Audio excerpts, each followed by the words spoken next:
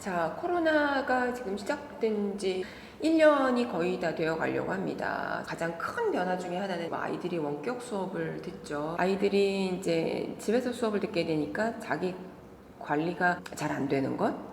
그러니까 주변에 이제 어떤 이야기들을 조금 들으시나요? 제가 들었던 이야기들 중에 하나는 학교에서 아이들이 수업을 듣는데, 그러니까 중학교 같은 경우 한번 조금 볼게요. 줌으로 수업을 들어요. 그럼 정해진 시간에 정해진 수업 줌에 들어가야 되는데 시간을 잘 챙겨서 못 들어간다거나 뭐 집에서 공부를 하다 보니까 쉬는 시간에 잠깐 침대에 누웠는데 잠이 들었다 이런 경우들도 있고, 아니면 줌이라고 하는 환경으로 수업을 받아 보신 분들은 아마 아시겠지만 줌은 이렇게 화면이 있죠.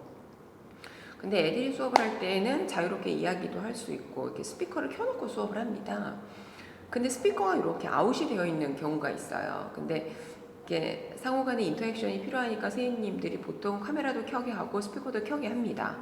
근데 스피커가 꺼져 있어서 어떤 선생님이 스피커를 아이한테 켜라 그랬대요. 스피커를 켜는 순간 드라마 소리가 이렇게 들리더래요. 이 아이가 드라마를 옆에서 보면서 수업을 듣고 있었던 거예요. 그러니까 이게 이제 문제가 요즘에 뭐 게임을 하면서 수업을 듣는다거나 아니면 카톡창을 이렇게 띄워놓고 수업을 듣는다거나 뭐 유튜브를 보면서 수업을 듣는다거나 누가 이렇게 관리 감독이 잘 되는 게 아니니까 아이들이 집에서 어떤 모습으로 수업을 듣는지를 확인을 할 수가 없는 경우들이 종종 있죠. 그래서 이제 이런 모습들을 볼 때 자기주도 학습 능력이 얼마나 중요한지 우리 이제 이런 생각들 들지 않으세요? 그러니까 어떠한 환경이어도 활용은 한다. 근데 이제 이렇게 그냥 내버려 두고 이렇게 그냥 방치해 둘 수만은 없거든요. 엄마 아빠가 일을 나가게 되면 이게 잘 안 되는 거예요. 이제 이럴 때 엄마 아빠가 어떻게 할 것이냐. 그래서 최근에 저도 이제 방송 섭외를 하나 받았는데 제가 이제 시간이 안 돼서 출연을 못 했는데 그 제목이 주제가 뭐 홈스쿨링이었었어요. 집중을 잘 하지 않는 아이에 대해서 어떻게 하면은 집중을 잘 할 수 있게, 몰입을 할 수 있게, 자기주도 학습을 할 수 있게 처방을 내려주는 이렇게 전문가로 출연이 가능하냐 저한테 이제 요청이 들어온 적이 있었는데 제가 이제 그 얘기에 대해서 이제 오늘 말씀 조금 드리려고 합니다. 저는 아동 교육의 전문가는 아닙니다. 자, 그런데 일단 교육학을 공부를 한 사람이고요. 자기주도 학습 능력이라고 하는 거는 사실은 아이들한테도 중요하지만 어른의 입장에서도 우리는 학습을 하지 않고서는 내가 하고 있는 이 직업이나 사회생활을 계속 영위한다는 거는 가능하지 않기 때문에 자기주도 학습 능력은 그 어떠한 우리가 갖춰야 되는 역량들 중에서도 가장 중요한 능력이라고 저는 생각을 합니다. 더군다나 학교에 있을 때는 과정 안에 있으니까 테스트도 있고 왜 중간에 우리가 시험이라는 걸 보잖아요. 그리고 1년에 어떤 그 과정들이 있으니까 이 과정 안에 있으면 어떻게든 따라가게 되죠. 그런데 사회에 있으면 모든 책임이 나한테 있으니까 정말 자기주도 학습 능력이 없다면, 또는 저는 일터학습이라는 말을 더 많이 사용을 하는데요.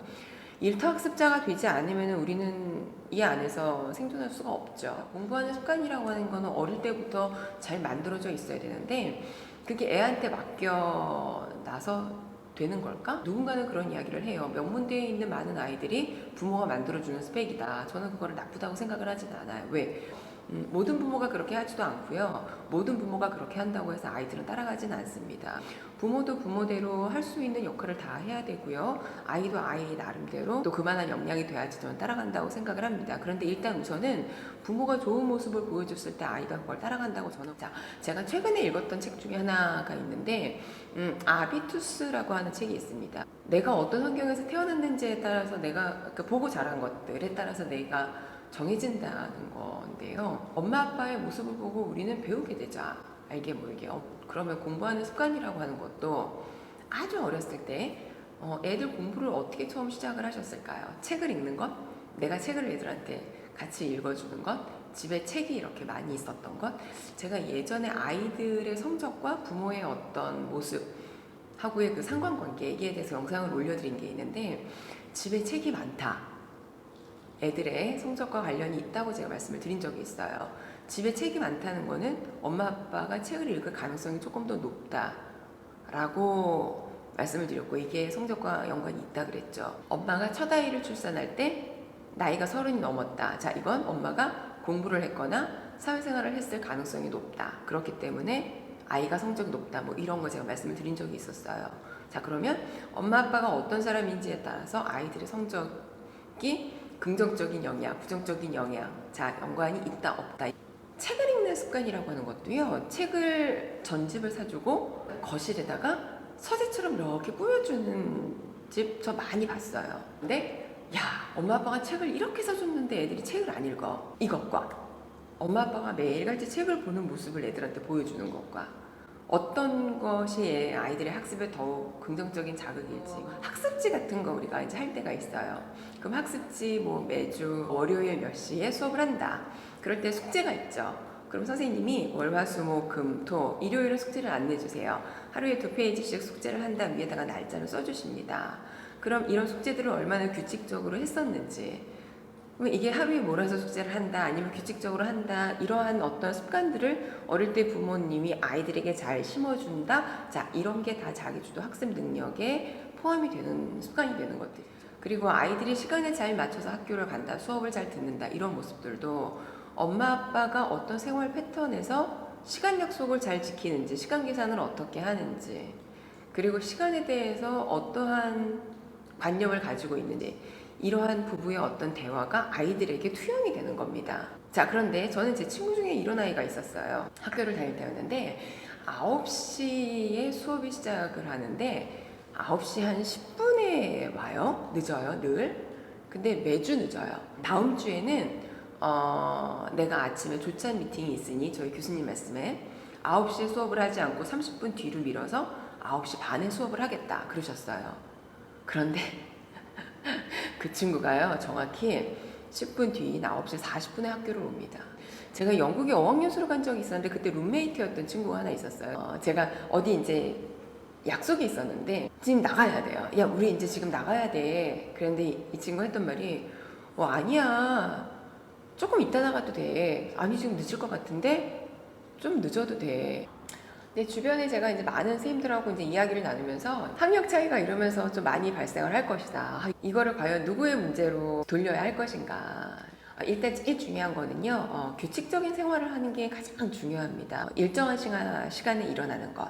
일정한 시간에 일어나는 거는 주말이나 또는 원격 수업을 간다고 해서 늦게 일어난다, 또는 방학이라고 해서 늦게 일어난다, 이거는 별로 좋은 방법은 아니라고 생각을 해요. 일정한 시간에 일어나야지 그 생활 패턴이 내 몸에 잘 굳게 되어 있거든요. 그리고 일정한 시간에 밥을 먹고 일정한 시간에 잠자리에 들어야 내 컨디션도 가장 좋은 컨디션으로 유지가 됩니다. 그래야 중간에 쉬는 시간에 나 조금 졸리니까 잠깐 누워 있어야지, 이게 안 되는 거거든요.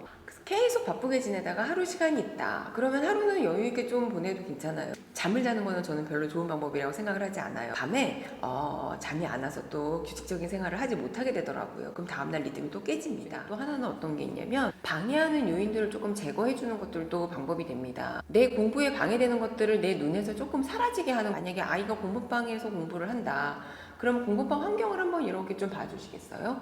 공부에 방해되는 것들, 시선 빼앗기는 것들, 시선 빼앗기는 게 어떤 게 있을까요? 만화책, 장식품, 그냥 이렇게 잡다한 지저분한 것들, 공부와 관련이 없다라고 생각되는 것들을 일단 싹 한번 치워보시겠어요? 걔네들의 정신이 뺏긴다, 에너지가 뺏긴다, 걔네들을 쳐다보느라고 다른 것들을 물건을 찾는 것만 해도 왜 시간이 빼앗긴다, 이런 것들 다 집중에 방해되는 것들이거든요. 제일 중요한 거는 좋아서 할 수 있는 거를 찾는 게 우선이에요. 그런데 학교를 다니는 동안에 애들이 좋아서 할 수 있는 것들을 어떻게 발견을 할 수 있을까요? 그런 게 게임. 정말 좋아서 할 수 있는 거는 게임이잖아요. 그리고 재미있는 드라마를 보는 거, 유튜브를 보는 거, 이런 것들일 텐데, 근데 이러한 것들 때문에 실제 해야 되는 학습, 지금 과정 안에 있는데 학생인데 공부를 하지 못하게 된다면 이것들은 제거가 돼야 되는 거거든요. 그러면 좋아서 할 수 있는 것만 우리가 할 수 있도록 내버려둘 수는 없는 상황이니 자제력이 필요해요. 그죠? 그럼 공부하는 시간 동안에는 공부를 할 수 있도록 우리가 도와줘야 하는 거니, 학교 공부가 얼마나 중요한지, 이 수업이 얼마나 소중한지, 선생님과의 수업에 대한 약속, 이게 얼마나 중요한 것인지를 이 아이에게 심어줘야 되겠죠. 야, 가질 거 그거 뭐 네 마음대로 해, 알아서 해, 이러한 말보다는 그래도 엄마가 없지만 아빠가 없지만 선생님하고 약속인데 정해준 수업 시간인데 네가 그거를 들어가는 게 너무나 당연하지 않을까? 그래서 어떤 아이는 이런 식으로도 해요. 매 시간마다 알람을 다 맞춰놨어요. 뭐 예를 들어서 뭐 1시 35분에 5교시가 시작이다. 그러면 1시 33분에 알람을. 근데 그거를 매 교시마다 해놓은 거예요. 그래서 시계 앞에를 크게 해놓고 시계를 계속적으로 이제 보는 거죠. 그러니까 옆에다가 뭐 아이패드를 놓고 핸드폰을 놓고 여기서 게임을 할 수 있도록 두는 게 아니라 이런 것들 다 제거하고 시계, 몰입할 수 있는 것들, 노트, 책, 딱 공부할 수 있는 환경. 적어도 9시부터 한 3시 반까지 수업하는 시간에는 이것만 몰입할 수 있도록. 내가 학부모라면 내가 아무리 바빠도 적어도 내 아이가 지금 어떤 시간을 보내고 어떤 과제를 하고 어떤 일정 안에 있는지는 그래도 내가 조금 관리를 해야 된다고 저는. 시험 일정이라든가 아니면 시험 범위라든가 아니면 학교에서 어떤 행사라든가 이 정도는 내가 내 다이어리에다가 잘 넣어놓고 있어야 하지 않나. 지금 뭐 2.5단계 뭐 2단계 계속 단계가 달라지면서 학교를 가고 안 가고 출석 수업을 하고 원격 수업을 하고 이 일정도 굉장히 많이 달라집니다. 그래서 아주 혼돈이 많아요. 그럼 이게 엄마도 막 헷갈릴 때가 많아요. 그럼 엄마가 바쁘니까 네가 알아서 해야지 보다는 함께 챙기면 어떨까. 그래서 아이가 만약에 아직까지는 미성년이다 라고 한다면 자기주도 학습 능력 내가 도와줘야 하는 시기이니만큼 나 또한 내가 내 관리를 잘 하는 모습 안에서 그 모습을 보고 아이도 그 능력이 잘 만들어지는 거다. 습관을 만드는 데에는 다양한 이론들이 있는데 66일 습관의 임계치라고 얘기하는 학자들이 있어요. 내년이라고 생각을 한번 해볼게요. 아니면 뭐 겨울방학까지. 나 내년에는 정말 자기주도 학습 능력을 조금 키워서 학습 능력을 조금 키워볼래 라고 한다면 지금부터 시작을 해서 겨울방학 동안 66일에서 습관을 한번 잘 만들어 보는 거예요. 뭐를? 자기주도 학습 능력을. 그러면 내년 학기에는 분명히 공부하는 습관이 잘 마련되어 있지 않을까. 그런데 누가 도와줘야 된다? 엄마, 아빠, 부모님이 도와주고 조금 관심을 보여줘야 된다. 이것만 지키면 되지 않을까 생각합니다.